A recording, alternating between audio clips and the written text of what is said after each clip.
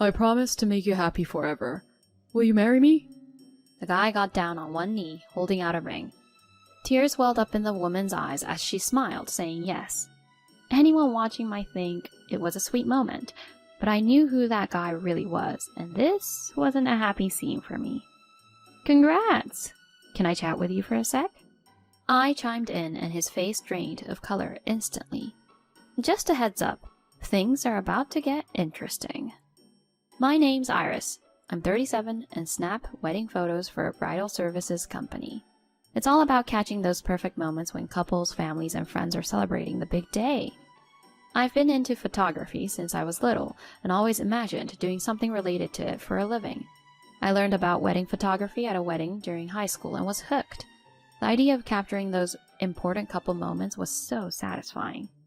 Around then, a friend introduced me to Sean. He was a corporate guy who was into photography too.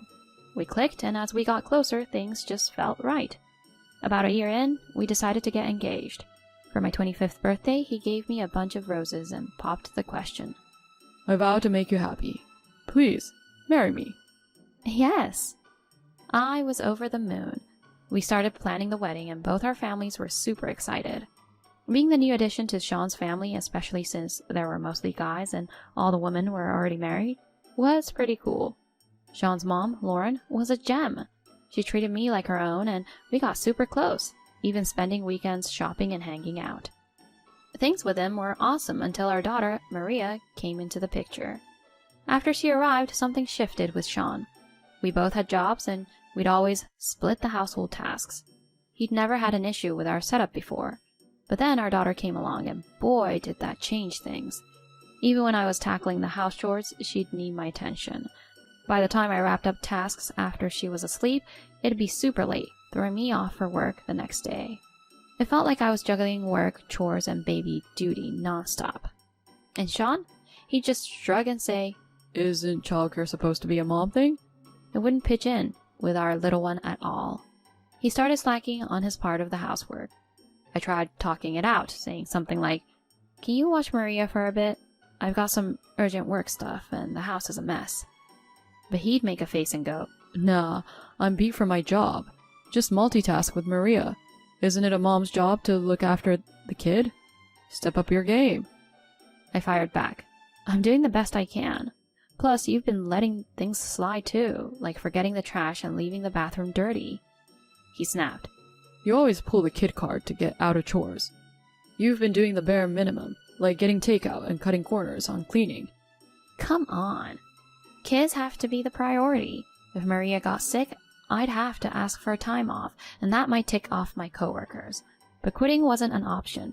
We needed the paycheck. So work came before house chores. I just wished he'd step up with Maria. Never imagined he'd pull this after we had a baby. But with him checking out, I was on my own. The idea of splitting up did cross my mind with all the stress, but thinking of Maria, I just couldn't go there. One day, I just couldn't take it anymore and passed out right at our front door. When I woke up, I was back in bed with Lauren, my mother-in-law, looking super worried. Oh, Iris, so glad to see you're okay. Lauren, why are you here? I tried calling, but when I couldn't get through, I came over. Found you right at the door. Scared the life out of me. She let me know she'd been looking after our daughter since I blacked out. Tears streamed down my face as I spilled everything about Sean's lack of help with our daughter and around the house. She was livid, calling up her husband. In no time, my father-in-law Mike showed up, apologizing for Sean's actions. When Sean got home, boy, did he get an earful from both of them. I'd never seen them so fired up. Sean just sat there looking like a deer in headlights. After that intervention, he really stepped up with helping around the house and with our daughter. My health improved, and I couldn't be more grateful to my in-laws for stepping in. Things were looking up for our marriage. Or so I thought. Fast forward a few years, and our little Maria was now 10. It was just me and her in our apartment, while Sean had been off on a work project for 3 years. Apparently, he was the man for the job. We decided not to move with him since Maria was getting settled with her new friends. We kept in touch as best as we could, using FaceTime and Zoom, but around a year ago, things got weird. He became more elusive, often getting back to me hours after I'd tried reaching out. and not just on weekdays, but weekends too. When I'd ask what was up, he'd just say, I was taking a break. What's the big deal? He also got a bit cold with Maria and me. One day she said, "When can I see you next, Dad? I've got so many stories about my school and friends." All he said was, I'm buried in work right now. You have to wait. Talk to your mom about your stuff. I snapped. Seriously? She just wants to chat. Can't you make some time? I told you I'm snowed under. I've got no time for a chit-chat. Let's not go over this again. Clearly he wasn't into it. Even being miles away, he had always sent gifts for Maria's birthdays and holidays. But recently he started using excuses like not knowing what to get or being short on cash. His change in behavior had me worried, and poor Maria, she was taking it hard. Just when I was trying to figure things out, a friend from school invited us to Disneyland. We have coffees and even go on trips together. She knew what was going on with Sean and probably thought it would cheer us up. Thinking of Maria, I jumped at the chance. We had an absolute blast at Disneyland. The kids were on cloud 9 with all the rides, and us adults even got emotional at the parades. Mom, let's hit that ride next. Come on. Maria was pulling me along, all excited.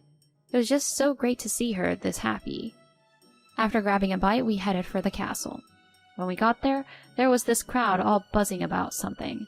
People were saying, "How romantic," and "He's brave." We had to see what was up.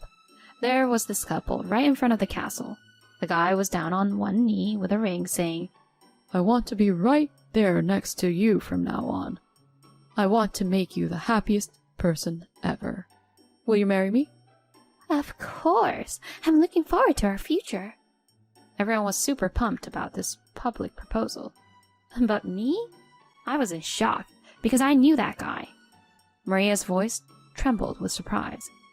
Why is Dad proposing to a woman I've never seen? Yup, that was my husband, Sean, down on one knee. I didn't have words for Maria. Instead, I asked my friend to keep an eye on her as I made my way over to Sean and this mystery woman. When I got close, she gave me a puzzled look and said, Can I help you? Sean, though, looked like he wanted the ground to swallow him whole. Keeping my cool, I said, Hi there, I'm Iris, a wedding photographer, and you two look picture perfect. Mind if I snap a few shots? Her face lit up. Really? That's awesome. How about an interview for a magazine piece too? Before Sean could say anything, she chimed in. Absolutely. I turned on my voice recorder. Always have it with me because of work. Turns out her name's Christina, a good 10 years younger than Sean. She's even introduced him to her folks. She thought he was divorced, having escaped a terrible marriage. He's been nothing but wonderful to me.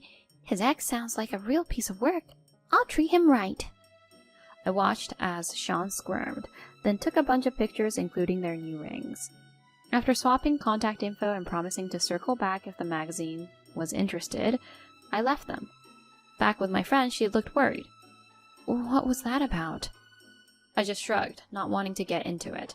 As Maria and I headed home, my phone blew up with calls and texts from Sean. I ignored them all.